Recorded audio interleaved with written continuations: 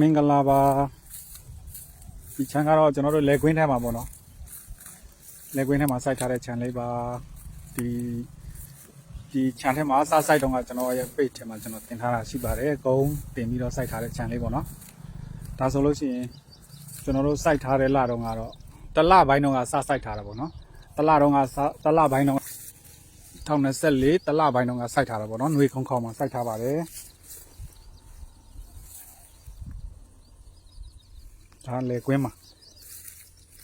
လေပြက်ပေါ့နော်စိုက်ထားတာဖြစ်ပါတယ်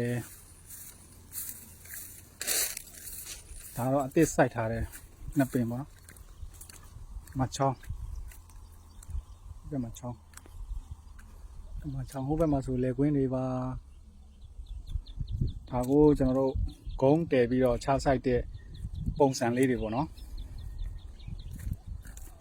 ပင်တွေကတော့တအားကြီးမများပါဘူးဗျအပင်60 90လောက်ပဲရှိပါတယ်ဗျ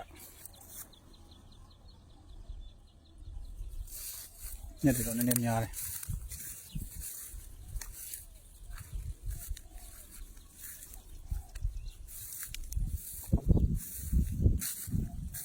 ဒါကကျွန်တော်တို့လှဲကူဒီညောင်တချမ်းပေါ့နော်လှဲကူညောင်တချမ်းရွာဘက်မှာရှိပါတယ်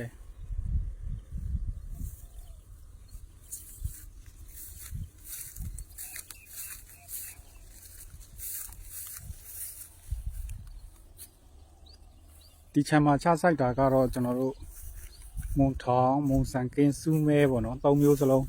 ချစိုက်ထားပါတယ်